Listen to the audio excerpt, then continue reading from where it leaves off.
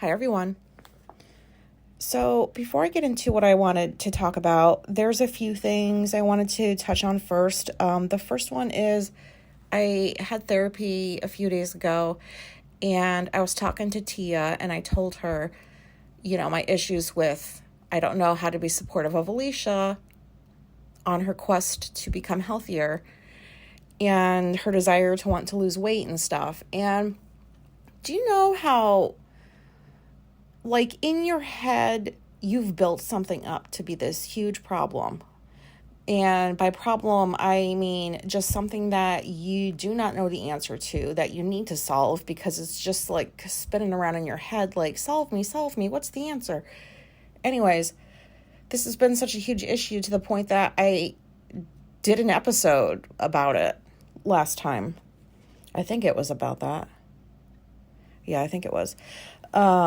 So this has been an issue, and it seemed like a pretty big one. And then when you get the suggestions and they are so simple, do you ever feel like just kind of stupid? Because I sure do.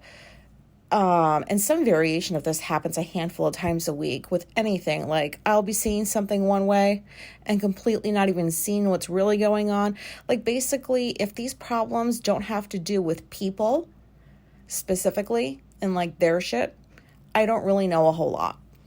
Like, tell me what somebody just did, like describe behaviors, and I'll tell you what that person's probably going through. And that sounds kind of arrogant, but it is what it is. I'm just very good at reading people. Situations, though, just not so much. Like certain situations, such as the how do you support your wife?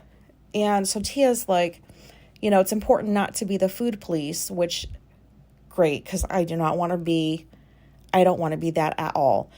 And she said, take her for a hike, go for a walk around the neighborhood, give her words of affirmation, let her know that you're here whenever she wants to talk. If she wants to talk about stuff, just basic stuff like that. And I just was like, what the fuck, man? That's it. That sounds so simple that, like, why didn't that just come to my head? Like, I was kind of already doing some of that, but I guess it's just like, I don't want to do the wrong thing. And my parents did not teach me a lot about a lot. And so it's just annoying because I have to figure out, like, well, what are the guidelines here? What are the steps I'm supposed to be taking or things I'm supposed to be doing to make sure, like, I'm doing well in this area that I know little about? I don't know if that even makes sense. But anyways, I know I'm not stupid. I'm not saying that I'm stupid. I just felt dumb for a few minutes when we were talking about that. And I told her, I was like, this is just annoying to be like this far in life. And you don't know how to just provide basic support for somebody wanting to get healthy. And, it's not even like this is the first time that I've encountered this situation with somebody. I can recall a few times over the years, like maybe somebody wanting to go to the gym with me when I was in the military for like an accountability thing. Yeah, I don't remember what I was just saying. Oh, fuck. Sorry. Like, I'm already almost 5 minutes in. I can't just stop because I've already tried recording this 3 different times and I just have to keep going. But yeah, so for anybody that was I feel like when Tia said that to me, that anybody that listened to that episode probably was like, seriously, like, you don't know how to do this. And so then I felt like embarrassed about comments I assume were being made or thought of that I'll never hear but must exist. Yeah, I'm going to move on. The second thing is I was listening to a podcast a few days ago. I don't remember which one it was because I have like several in rotation that have to do with like autistic people. And this episode, they were talking about like why autism even has to be something to be diagnosed. And the way that that was worded made me just really, I stopped and I was like, whoa. Like, I don't believe it's a disorder. To me, it is not a disorder. This is me. I'm not disordered. I just am wired differently. I think differently. And so they were discussing the fact that why can't this just be? Like, this is just an operating system. Everybody's different. Why does this have to be something that you go and you get a diagnosis for? Because, I don't know. Like, I got a little bit disappointed because, you know, with all the issues going on in the world, it just seems that when you single out one specific issue, it feels like it'll take forever for more progress to be made in that area. And I don't know if I'm going to see the kind of progress I would like to see as far as autism awareness and understanding in my lifetime. And I really wish I would, because, you know, this isn't something that needs to be diagnosed. This is just who we are. That's like telling like an ordinary person that they need to go be diagnosed for being fucking boring or something. I don't know. That doesn't make any sense. So I just wanted to say that out loud. And then this last thing, this is just a plea for advice. So one of my cats, his name is Morpheus. We've had him for about 6 years. He is got a big personality. He's an alpha cat for sure. And a couple weeks ago, his behaviors changed pretty drastically. Like he went from running around the house and like playing with the cats to just like doing nothing, like being by himself in the corner. He seemed depressed. But then as the days went on, I noticed like he was eating, he was drinking his water, he was going to the bathroom, he liked catnip still, he liked his treats. When I pet him, he purred, you know, he did his little meows. So he's still there and he's eating and he's drinking, you know, because like once they stop doing that, then you really have to worry.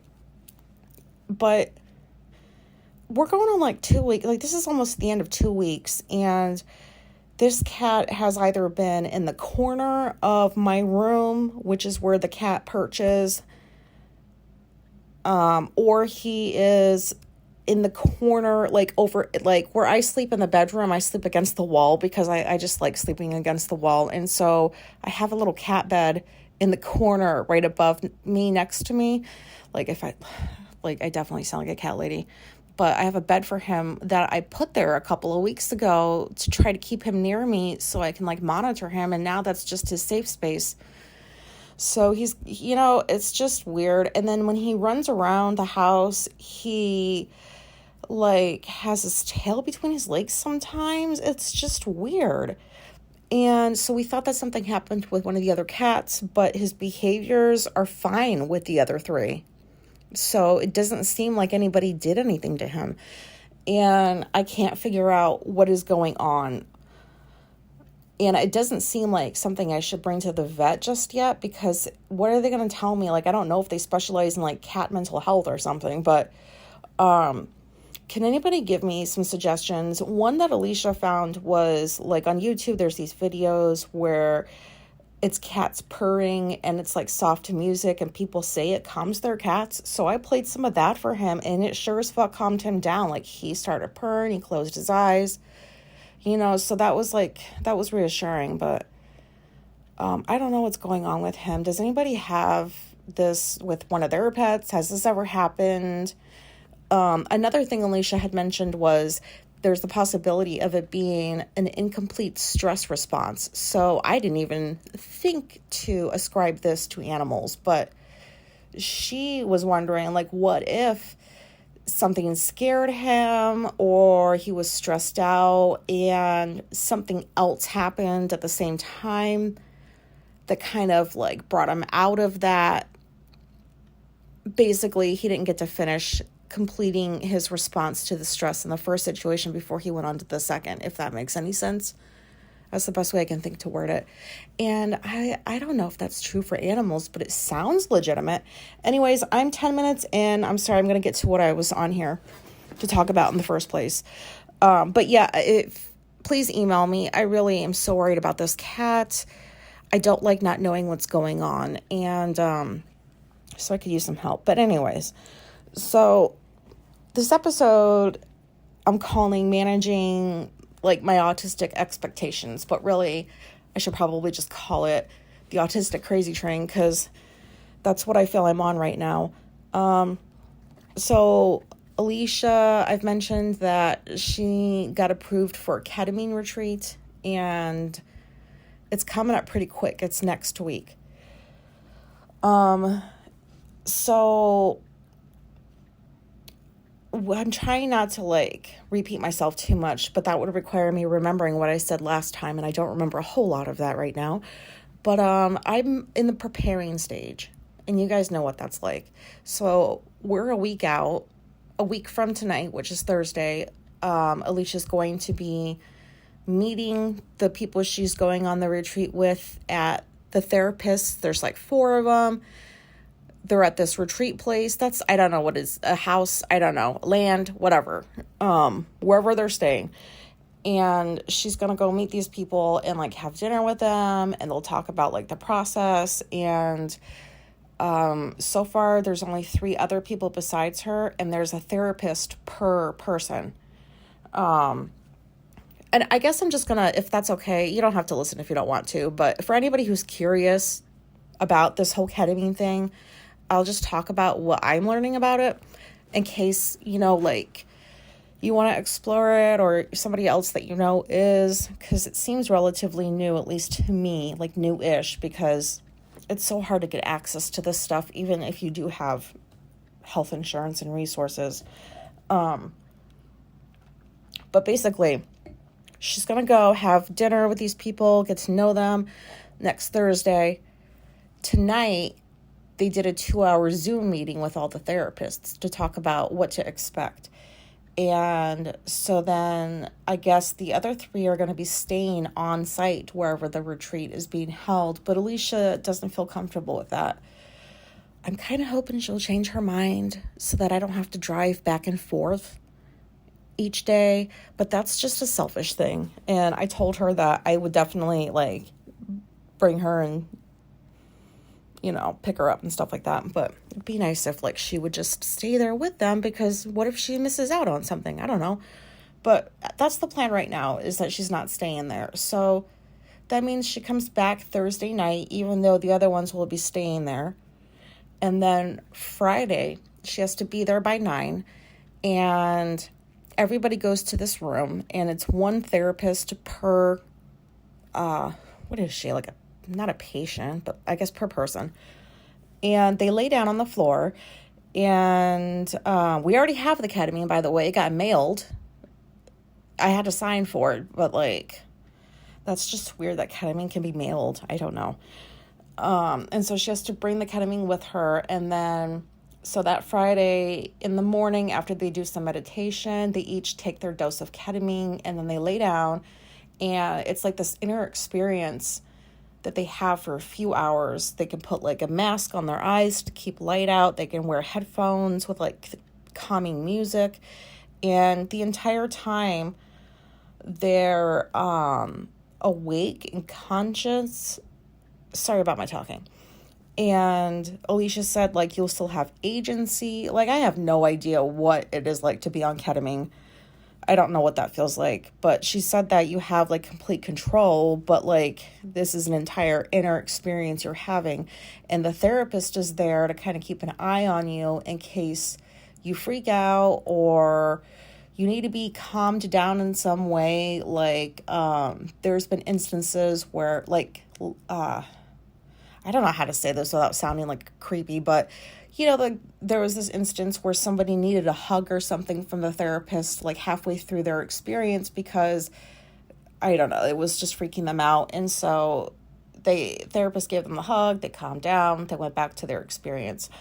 So they're just, I guess it's just kind of being like babysat in some ways, but by a licensed therapist, which is great because if there were no licensed therapists, I would be like, no, thank you. So anyways, they do that. Then I guess they talk about their experiences or some shit. I don't know what the fuck they do the rest of the day, but they do some stuff all the way up till 6 o'clock in the evening. And then that's it. And then I have to go back and get her and bring her back home. And then Saturday, it's the same thing. She goes there. They meditate. They do the whole ketamine thing. And then blah, blah, blah. And then they're done at 6 o'clock. I go get her. I bring her back. And then I think like that following day or day after, they do a Zoom meeting again to kind of debrief. So that's as far as she got with what she learned on her Zoom meeting tonight. It sounds pretty interesting. So my expectations, being, I don't know if this has to do with being autistic, but I think it does because I've heard other people describe their expectations in a similar way. Mine for just about anything is I don't get my hopes up too much because I don't want to be disappointed. You know, like that sounds so cliche because like how many times have you heard people say that? I've heard people say that so many times throughout my life. Like the glass half empty kind of person.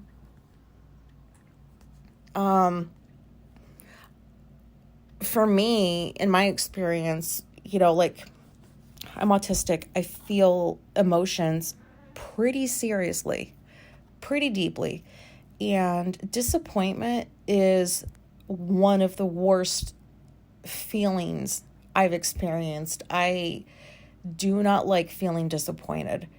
I can't even describe properly how devastating feeling disappointed is. That I will go to whatever length I can to avoid that feeling if possible. And I know that that's not realistic and you can't plan for everything, but whenever I'm uncertain of how something's going to turn out, I don't really get my hopes up too much because, like I said, I don't want to be disappointed. Like right now, I'm kind of hoping that this helps her drastically. Like I have no idea if it will or not, but I'm hoping it does. Like I really want it to, because she's so treatment resistant. And by the way, she doesn't mind that I'm on here talking about her, so I'm not like talking about stuff I shouldn't, just in case anybody's wondering. But anyways, so yeah, she's really treatment resistant, so she's the perfect candidate. Even her own therapist told her, like, you're the perfect candidate for ketamine therapy or whatever the fuck they're calling it. I don't know.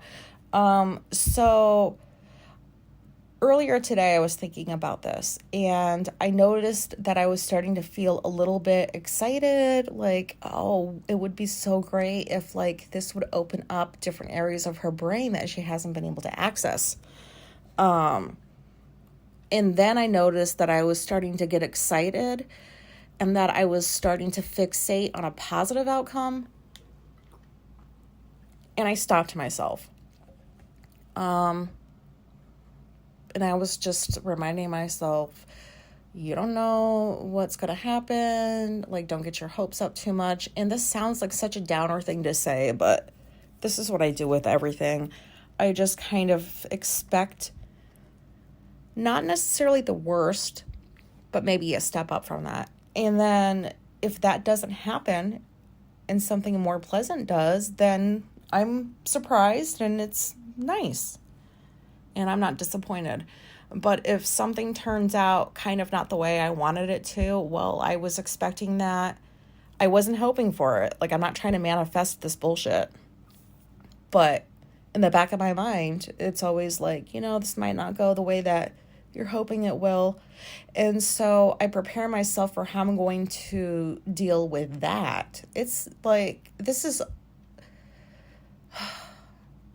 so much unnecessary preparation. I'm not spiraling, but I'm getting sucked into like what if this happens? What will I do? What if that happens? What will I say? And I want to make sure that I can account for every possible scenario and whatever outcome, it's just fucked up.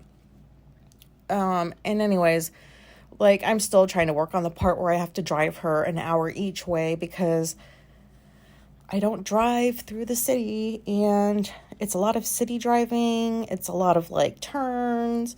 It's a lot of traffic lights, and I don't deal well with that. Sorry for the pauses. I'm trying to quench my dry mouth. But yeah, I'm really nervous about driving.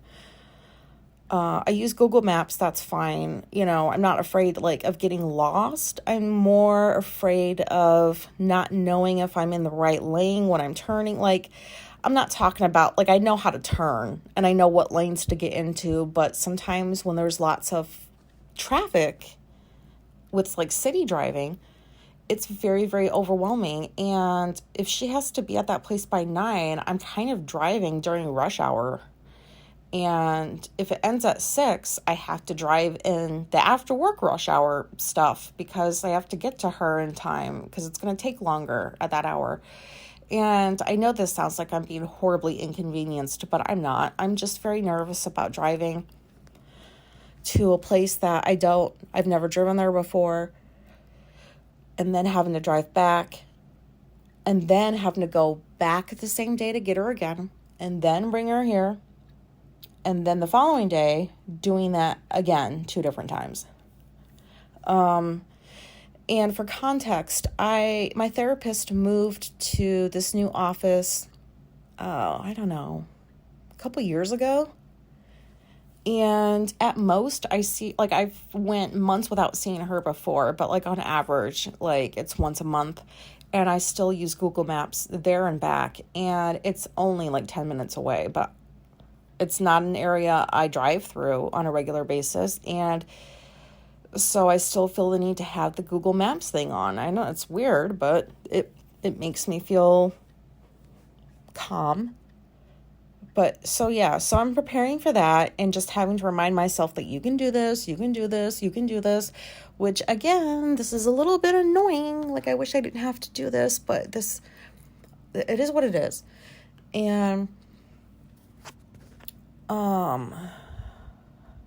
don't know. Then I'm like, well, what is she going to be like? Is she going to be loopy? Is she going to be very coherent? Is she going to seem like a different person to me after this experience? Is she going to seem like the exact same person? So there's the uncertainty. And I can just keep going with that. So I try to just kind of shut that down with, well, you don't know what's going to happen, and, something good might not happen at all. And we can just chalk this up to she tried it, it didn't work, on to the next thing, that kind of thing. And that sounds so negative, but I really do want to work on that. And down the road, I want to work on this disappointment thing with my therapist because I don't like that feeling. And I know, my parents they were huge culprits of disappointment. Every time I was disappointed as a kid, it was because of usually my mom. I shouldn't say them. It was her. Saying that she would go to a school thing that I had, but then something comes up and she can't go. Or I'm having too big of an emotion and it's embarrassing her. I need to quiet it down. And, it's disappointing to just be shut down when you're having a good feeling, which reminds me, sorry, this is a tangent. We went to the art store. That's the name of the actual store, the art store. We went there the other day and we're waiting in line, and there's a 10-year-old boy in front of us with his mom, and he has a handful of regular pencils, just regular charcoal pencils, number 2 pencils for drawing, whatever. And he was so excited. He was jumping up and down. He was like, I cannot wait to get home and use these pencils and draw all kinds of things. And he was just all over the place. It was so cute. And I don't like kids, but it was so cute. And It's just like, you don't see too much. I don't see too much of that these days with like video games and all the other shit that kids get into. It was just so nice to see this kid have so much excitement over a handful of pencils. Where was I going with this? Oh, God. I don't know where I was going with this. I'm sorry.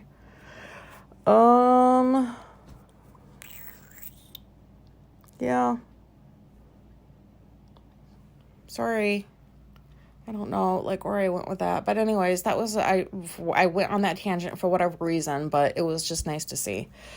Anyways, I realize I'm getting a little bit long-winded here, but I'm just kind of nervous, and I'm not even going through the experience she is.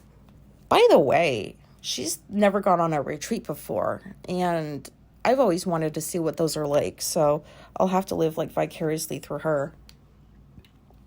But I guess like ultimately, I do want things to work out in some sort of positive way. She deserves to have, sorry about the shitty dry mouth. Sorry, I'm drinking water. I'm doing what I can. But anyways, like I just want something positive to happen for her, because I don't know what it's like to live with depression. And all I can understand is that it's not good, and it zaps you of like all kinds of things, like feelings wise, motivation wise. But I still, like, I don't know. I'll never know what that feels like, because each person's depression is different too. So, it's not even the same from person to person, which it shouldn't be. Everybody's different. But anyways, what I'm saying is, I really, really, really do want this to turn out well for her, because she's been in therapy for years. She's tried all of the medications and they don't work for her.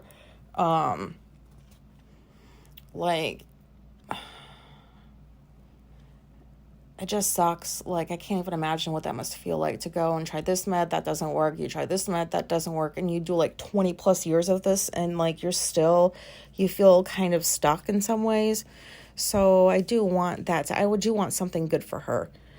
But I'm afraid of like fixating on that, because what if I expect that like that's going to happen? It's got to happen. This is ketamine. It's something brand new. She's never tried this before. It's got to affect her brain somehow. And what if it doesn't?